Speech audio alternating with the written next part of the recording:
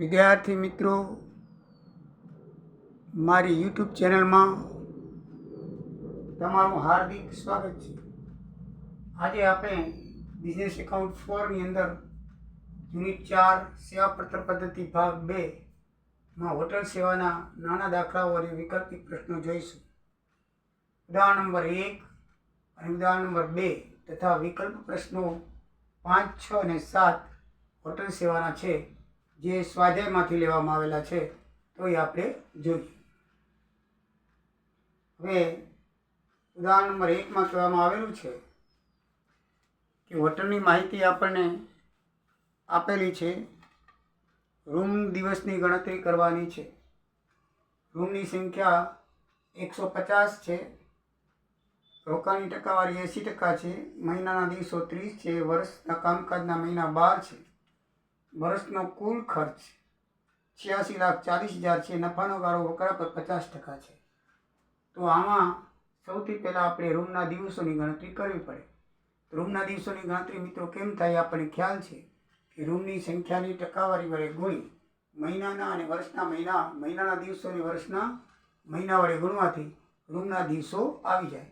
તો દાખલાને રકમ પ્રમાણે 150 રૂમ ગુણ્યા 80% ટકાવારી છે. 30 દિવસ માસના છે, 12 મહિના વર્ષના છે. ગુણાકાર કરીએ તો 43,200 આવે. હવે કુલ વકરો બરાબર કુલ પડતર વત્તા નફો વકરાના 50%. વકરાના 50% એટલે કે મૂળ પડતર છે એના પર 100% થાય. કેટલા ટકા થાય? 100%. એટલે 86,400 આપણને આપેલા છે. દાખલાની અંદર 86,40,000 છે. 86,40,000 છે. તો 86,40,000 વત્તા 86,40,000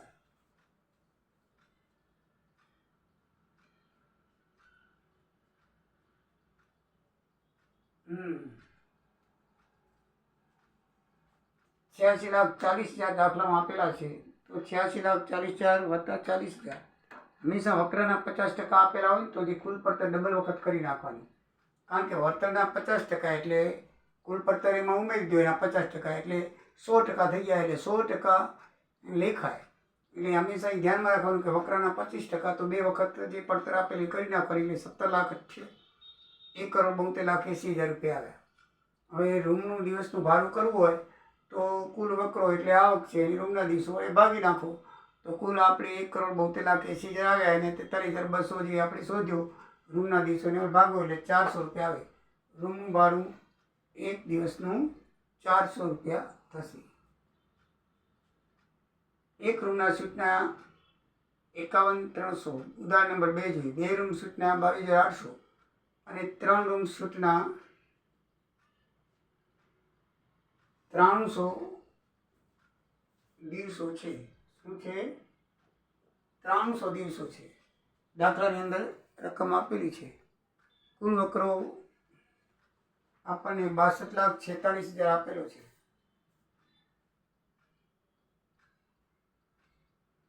એક સૂટનું ભાડું 2 રૂમના સૂટ કરતાં 2/3 ભાગ અને 2 રૂમના સૂટ ભાડું 3 રૂમના સૂટ કરતાં 3/4 ભાગ જેટલું છે. તો દરેક સૂટનું ભાડું નક્કી કરો. મિત્રો, જ્યારે 2 પ્રમાણ આપેલા હોય ને ત્યારે તમારે પ્રમાણમાં હંમેશા પહેલા પ્રમાણનો એમને આખે આખું લખવાનું. 2:3:3 આવી ગયા એટલે 4. 2:3:4 હંમેશા આ રીતે થાય. દાખલામાં ગણતરી કરેલી છે એ રીતે ગણતરી કરવી હોય તો તમારી છૂટ છે. અને ગણતરી નહીં કરો ને તોય પણ આ રીતે જવાબ આવશે.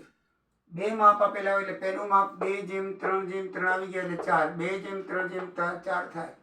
દાખલાની અંદર ગણતરી આપેલી છે તો એ પ્રમાણે તમારે ગણતરી કરીને કરવું હોય તો છૂટશે. 4 ધારવા પડે. શું કરવું પડે? તમારે 4 ધારવા પડે અને 4 ગુણ્યા 3/4 લખો. બરાબર છે? 4 ગુણ્યા 3/4 કરો એટલે 4 4 ઉડી જાય એટલે 3 આવશે. અને પછી 3 આવે એટલે 3 ગુણ્યા 2/3 ભાગ છે. 2/3 કરો એટલે 2 આવશે. બરાબર? અને 4 રૂપિયા તમે ધાર્યા છે તે 2:3:4 એમ આવશે. પણ એમ ના કરવું હોય તો આ રીત ઈઝી છે. 2 ભાગ છે. ગમે ત્યારે કોઈ પણ દાખલામાં આવે તો 2 ભાગ આવે. તો પહેલો ભાગ 2:3 2 3 4 આ 3 બે વાર આવ્યા એટલે નહીં લખવાના. 2:3:4 થાય છે. બરાબર છે? એક રૂમના સૂટના દિવસો 5153 આપેલા ગુણ્યા 2 એટલે 1,02,600, 22,800 ગુણ્યા 3 એટલે 68,400 અને 300 ગુણ્યા 4 એટલે 47,200 થાય. ટોટલ તમે દિવસો કરો, ભારિત દિવસો કહેવાય. અલગ અલગ પ્રકાર આપ્યા ને એટલે ભારિત શોધ્યો કહેવાય. 2,08,200 થાય. તો ભાર પ્રમાણ મુજબનું ભાડું, કુલ ભાડું ભાગ્યા રૂમના દિવસો. તો કુલ ભાડું છે આપણે દાખલામાં આપેલું છે, બરાબર છે. એને તમે 2,08,200 ભાગો, બરાબર છે ને. તો 62,46,000 ને તમે 2,08,200 ભાગો તો 30 રૂપિયા આવે. કેટલું આવે છે? 30 રૂપિયા. બસ 30 રૂપિયા ભાડું આવી ગયું. તો હવે એક રૂમનું 30 ગુણ્યા 2, કારણ કે 2:3 જેમ માપ છે ને, 2:3 ના પ્રમાણમાં પડે ગુણી નાખો. 30 ગુણ્યા 2, એક રૂમનું 2 જેમ પ્રમાણ છે એટલે 60 રૂપિયા. અને 30 ગુણ્યા 3 એનું 3 રૂમ છે, 2 રૂમવાળાનું 3 જેમ છે, 3 પ્રમાણ ભાગ છે 90 રૂપિયા. અને 3 રૂમનું પ્રમાણ ભાગ છે 4. 30 ગુણ્યા 4 એટલે 120 રૂપિયા થાય. એક રૂમવાળાનો 20 રૂપિયા, 2 રૂમ સીટવાળાનું 90 રૂપિયા અને 3 રૂમ સીટવાળાનું 120 રૂપિયા ભાડું થાય. મિત્રો, આ રીતે તમારે પહેલાં રૂમના કે કામના દિવસો શોધી અને કુલ ખર્ચ કે આવક આપેલી અને ભાગી નાખો. એટલે હંમેશા એક દિવસનું કે એક મહિનાનું કે એક વર્ષનું આવી જશે, બરાબર છે. હવે બહુ વિકલ્પ તમે જોઈએ તો આપણા સ્વાધ્યાયના બહુ વિકલ્પ 5 નંબર 234 મારી ચોપડીમાં છે. એના ઉપર 235 ને 236 વાળા ને વિકલ્પ લીધેલા છે. એના નંબર લખેલા છે 5, 6 અને 7. રકમ લખેલી છે એટલે તમારે કાંઈ જોવાની જરૂર નથી. બધાની રૂમની સંખ્યા 200 છે, રોકાણની ટકાવારી 80% અને માસ દિવસ 30 છે. તો વર્ષના મહિના 12 છે, તો રૂમના દિવસની ગણતરી કરો તો મિત્રો સાવ સહેલું છે. આ સૂત્ર પ્રમાણે તમે આપેલ રકમનો ગુણાકાર કરી નાખો, તમારો જવાબ આવી જાય. 200 ગુણ્યા 80% ગુણ્યા 30 મહિના ગુણ્યા 12 વર્ષના મહિના, તો 57,600 જવાબ આવે. વિકલ્પ 6 ની અંદર એક હોટલની નીચેની માહિતી પરથી તમારે એની માહિતી પરથી તમારે રૂમનું ભાડું શોધવાનું છે. શું શોધવાનું છે? માહિતી પરથી એક હોટલની નીચેની માહિતી છે. શું માહિતી છે? તો ભાડું શોધો. શું શોધવાનું છે? રૂમનું ભાડું શોધો. તો મિત્રો 45,200 રૂમ દિવસ છે અને રૂમ દિવસ ભાડું ગણવાનું છે. નફાના વકરાઓ, ગાળાનો વકરો 42,40 છે અને વર્ષનો કુલ ખર્ચ નફો વકરા પર ઘટાડો થઈ જશે. એક હોટલની નીચેની માહિતી છે. 4300 રૂમ દિવસ છે અને રૂમનું ભાડું, દરેક રૂમનું ભાડું દિવસ દીઠ ભાડું ગણવાનું છે. તો દરેક રૂમનું દિવસ દીઠ ભાડું ગણો. એમાં નફાનો ગાળો વકરાના 50% છે અને વર્ષનો કુલ ખર્ચ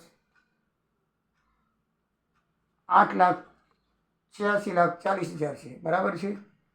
કુલ ખર્ચ બરાબર પડતર વત્તા નફો 100%, વકરાના 50% એટલે વળતરના 100% થાય, બરાબર છે. તો 86,40,000 વત્તા 86,40,000 1,72,80,000 આવે. અને રૂમનું ભાડું કુલ ખર્ચ ભાગ્યા રૂમના દિવસો કરીએ તો મિત્રો 1,72,80,000 ને 43,200 ભાગો તો 400 રૂપિયા આવે. વિકલ્પ નંબર 6 અને ઉદાહરણ નંબર 1 બે સેમ રકમ આવે છે, પણ લખાણમાં ફરક છે. જવાબ સેમ છે, લખાણ છે. અહીંયા તમને 43,200 રૂમ આપેલા છે અને એ આપણે શોધ્યા છે. આમાં ડાયરેક્ટ તમને આપી દીધેલા છે. આમાં 8,64,000 આપણને આપેલા છે. આમાં પણ 8,64,000 આપણે શોધ્યા છે. આમાં આપેલા છે, આમાં શોધ્યા છે. એટલે એટલો જ ફરક છે. બાકી બે દાખલા સેમ રીતે આવી ગયા છે. ઉદાહરણમાં પણ આપેલું છે મિત્રો, વિકલ્પમાં આપેલું છે એટલે મેં 2 વખત ગણી નાખ્યું છે. બરાબર છે. વિકલ્પ નંબર 7, રૂમ નોકરનો પગાર દિવસનો 2 રૂપિયા. રૂમમાં 1 નોકર છે. રૂમ રોકાયેલો હોય તો જ પગાર ચૂકવાય છે, એવો નિયમ છે. હોટલમાં 100 રૂમ છે, એમાં ઉનાળામાં 80% અને શિયાળામાં 30% રૂમ ભરાયેલા રહે છે. તો શિયાળા ઉનાળાની બંને મુદત 6 મહિના છે, માસ 30 દિવસ છે. તો રૂમના નોકરનો પગાર શોધો. તો પહેલાં આપણે ઉનાળા રૂમની ગણતરી કરી લઈએ. ઉપર પ્રમાણે રૂમની સંખ્યા ગુણ્યા ટકાવારી ગુણ્યા માસ ગુણ્યા મહિનાના વર્ષના મહિના અને ગુણ્યા એનો પગાર 2 રૂપિયા. 2 વધારે આવશે, આમાં કરતાં રૂપિયા 2 વધારે આવે એટલે ગુણાકાર કરીએ તો ઉનાળાના 28,800 થાય. શિયાળાના દિવસોની એવી રીતે ગણતરી કરીએ તો મિત્રો શિયાળામાં 30% છે, બાકી સેમ રકમ આવશે તો 10,800 થશે. તો કુલ પગાર શિયાળાનો 10,800 વત્તા ઉનાળાનો 28,800 39,600 મિત્રો એનો જવાબ આવશે. બધા દાખલામાં દિવસોની ગણતરીનું સૂત્ર છે એનો ગુણાકાર કરી અને તમે રૂમના દિવસો વડે ભાગો એટલે જે જવાબ છે એ મળી જાય છે. દાખલા સહેલા છે. હવેના પછીના વિડીયોની અંદર આપણે મોટા દાખલા જોઈશું. આ નાના દાખલાઓ છે. તો મિત્રો મારો વિડીયો ગમ્યો હોય તો લાઈક કરજો. જય દ્વારિકાધીશ, જય સિયારામ.